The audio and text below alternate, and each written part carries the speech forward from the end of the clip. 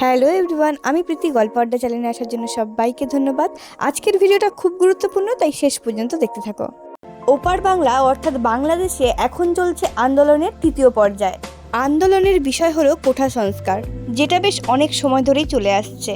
যেহেতু ভারত ও বাংলাদেশের দূরত্ব খুব একটা বেশি নয়, তাই সব খবরই জানা যাচ্ছে এখন। শেখ হাসিনার সাথে ভারতের প্রধানমন্ত্রীর সম্পর্ক খুব ভালো। এই ভিডিও থেকে আপনারা জানতে পারবেন শেখ হাসিনা লন্ডনে কিভাবে যাচ্ছে।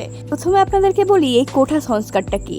ধরেন 100% শিক্ষার্থী চাকরির পরীক্ষা দিয়েছে, তার মধ্যে মুক্তিযোদ্ধার সন্তান বা নাতিনাতিরা পাবে 30%, নারী জেলা পাবে 10%, ক্ষুদ্রনী গোষ্ঠী পাবে 5% ও প্রতিবন্ধী পাবে 1%। যদি 10 জন শিক্ষার্থী চাকরির পরীক্ষা দেয়, তবে তাদের মধ্যে নারী শিক্ষার্থী পাবে 2 জন, মুক্তিযোদ্ধা 6 জন, ক্ষুদ্রনী গোষ্ঠী 1 জন ও প্রতিবন্ধী 1 জন।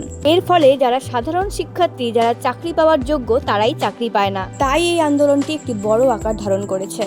এখনো পর্যন্ত 209 জনেরও বেশি শিক্ষার্থী নিহত হয়েছে। কিছু কিছু শিক্ষার্থীর মুখ থেকে শোনা যাচ্ছে যাতে শেখ হাসিনার ফাঁসি হয়। 2018 সালে এরকমই একটি আন্দোলন শুরু হয়, কিন্তু তাতে কোনো লাভ হয় না। তাই 2024 সালের জুন মাস থেকে এই আন্দোলনটি একটি বড় আকার ধারণ করে।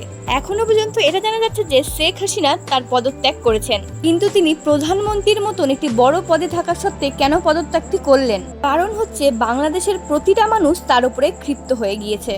এতটাই ক্ষিপ্ত হয়ে গিয়েছে যে সে তার পথটি ঠিক মতো রাখতে পারছে না। বর্তমানে বাংলাদেশে এখন কোনো প্রধানমন্ত্রী আর নেই, এতে সাধারণ মানুষ খুব খুশি হয়। বাংলাদেশ থেকে প্রধানমন্ত্রী তার পদত্যাগ করে সোজা কলকাতায় চলে আসে, কলকাতা থেকে যাবে দিল্লিতে, তারপরে চলে যাবে লন্ডনে। এখনো পর্যন্ত এই খবরটি পাওয়া যাচ্ছে। বাংলাদেশ ও ভারত সীমান্ত বন্ধ করলো ভারত সরকার। এই মুহূর্তে কেউ আর বর্ডার পার করে বাংলাদেশে যেতে পারবে না বা বাংলাদেশ থেকে ইন্ডিয়াতে আসতে পারবে না। যেহেতু বাংলাদেশ থেকে শেখ হাসিনা পালিয়ে গিয়েছে, তার জন্য বাংলাদেশ এখনো শান্ত হতে পারেনি। কিন্তু নতুন প্রধানমন্ত্রী চলে আসলেই এই পরিবেশ ঠান্ডা হয়ে যাবে। শেখ হাসিনা যদি এই কাজটি আগে করত, তাহলে আজ অনেক যুবকের প্রাণ বেঁচে যেত। আপনাদের শেখ হাসিনাকে নিয়ে কোনো বক্তব্য থাকলে অবশ্যই কমেন্টে জানাতে পারেন। কমেন্টের সাথে আমি সহমত হলে অবশ্যই রিপ্লাই দিব। আমিও কোঠা সংস্কারটির বিরোধিতা করি। এতে আসলেই যারা চাকরি পাওয়ার যোগ্য বা যারা মেধাবী, তারা চাকরি পায় না। যোগ্যতা থাকা সত্ত্বেও যদি তার যোগ্যতার দাম না দেওয়া হয়, তাহলে রাগ সবারই উঠবে। কিন্তু এখন পরিবেশ শান্তর পথে। সবাইকে অনেক ধন্যবাদ আমার ভিডিওটা শেষ পর্যন্ত দেখার জন্য। আর তোমাদের যদি ভিডিওটা ভালো লাগে, অবশ্যই সাবস্ক্রাইব করে দিও। তোমাদের রেসপন্সে আমার আরেকটা ভিডিও বানাতে সাহায্য করবে। তো আজকের মতন আসি, আবার দেখা হবে অন্য কোনো দিন।